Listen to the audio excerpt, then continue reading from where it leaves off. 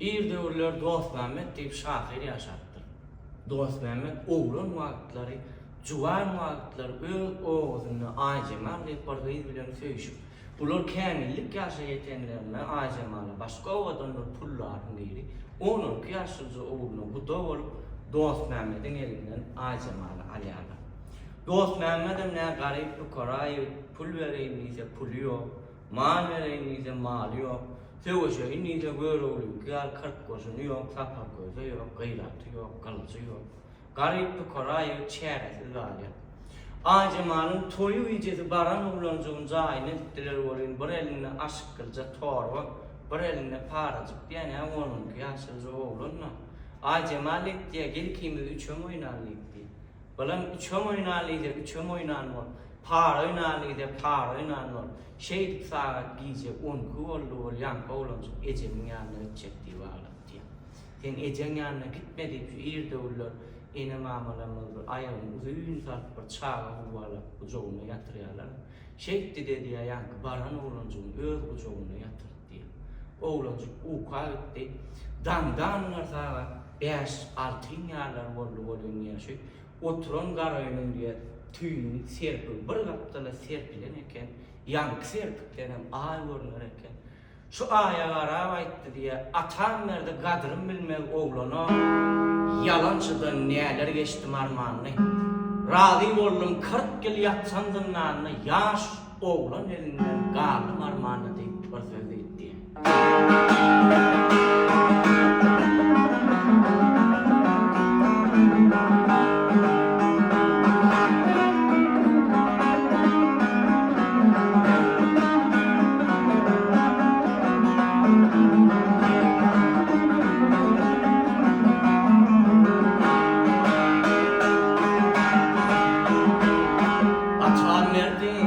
Kadrım bilme oğlana, atam verdi kadrım bilme oğlana. Yalancıdan neler geçtim armağanı. Razı oldum 40 yıl yatsam zınnana.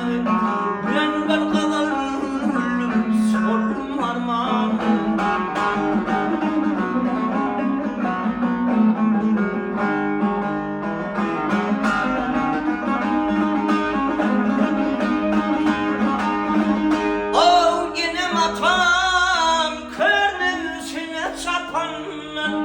Bolmaz nadan oğlana, nene takanlar.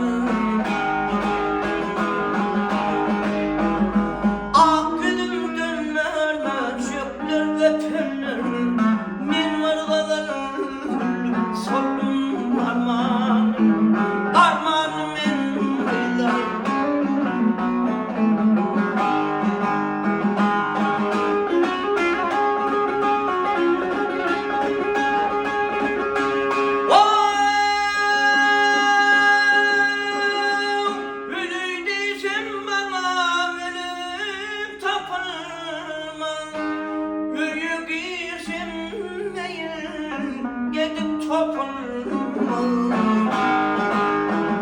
Saçım sıypap ak göğsümden öpülme.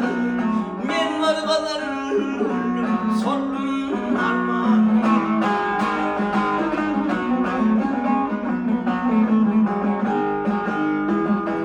Saçım koltuğumda, kolum boynumda. Yeda olma müm hayal var gönlümde. Kaçay diyeceğim torku nelet boynumda. Kanat yançadıydım, kuştum armağanım.